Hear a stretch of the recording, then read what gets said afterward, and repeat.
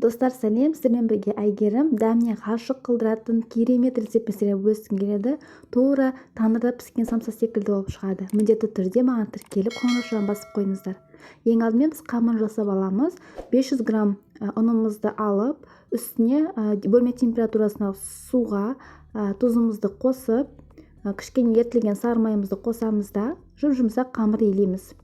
Барлығын осылай біріктіріп аламыз да қолға жабыспайтын өте керемет қамыр шығады. Салафан пакетіне салып 20 минутқа демалдырып қоямыз. Енді салмасына келетін болсақ, мен 500 грамм сиыр етін алдым және де іш майын алдым. Майын қоссаңыздар өте сочный, дәмді болып шығады. Және де 2 картоп, 2 пияз қосамыз да дәміне қарай тұзын, бұрышын қосып, жақсылап тұрып араластырамыз. Бұл самсалар өте әдемі, өте күшті, дәмді болып шығады. Және де кішкене су қосып жіберіңіздер, сонда сочный болып шығады. Міндетті түрде осы рецептпен жасаңыздар, достар. Және де қамырымызды осылай үлкендеу 4 бөлікке бірінші бөліп аламыз. Орташа бөлікке 4 бөлікке бөлеміз, және де кішірек осылай 4 бөлікке бөліп аламыз. Енді ең үлкен бөлігін алып, осылай иіліп аламыз. Және де шұңғылдау бір ыдысты алып, видеода көрсетілгенде жасап шығыңыздар. Міне осылай аламыз да, қазір ішіне салмасын салатын боламыз. Салмасын салып, видеода көрсетілгенде жасап шығамыз. Осылай біріктіріп аламыз. Біздер жаңа құмыраның формасын жасайтын боламыз. Жақсылап біріктіреміз.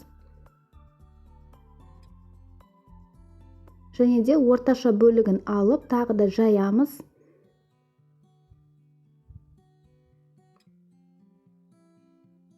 Жұқалап жайып, астыңғы бөлігін етіп жасап шығамыз. Осылай астына қоямыз да, жан-жағын осылай біріктіріп шығыңыздар. Бірден осылай противенге қоямыз. Духовкаларыңызды алдын ала қыздырып алыңыздар, достар. Енді кішкентай бөлігін алып, лагманға созғандай ұзынша етіп созып аламыз да. Екеуін созып алып, біріктіретін боламыз. Бұл біздің жаңағы құмырамыздың, кесеміздің деп жатады. Соның қақпағының жан-жағы болып шығады. Өте әдемі болып шығады. Осылай орналастырып шығамыз. Және де ұстайтын қақпақтың ұстайтын жерін осылай дөңгелекше етіп орналастырамыз. Және де жұмыртқаның сарысымен осылай жағып шығамыз. Сонда піскен кезде бізде қызарып өте әдемі болып піседі. Үстіне кунжутты әсемдігі үшін сеуіп шықсаңыздар болады. 180 градусқа 1 сағатта пісіреміз. 1 сағаттың ішінде толығымен пісіп шығады. Осылай өрілген жерінің астынан кесіп, ұсына берсеңіздер болады. Астарыңыз дәмді болсын. Сіздермен болған Әйгерім. Видео ұнаған болса, тіркеліп лайк басып кетіңіздер.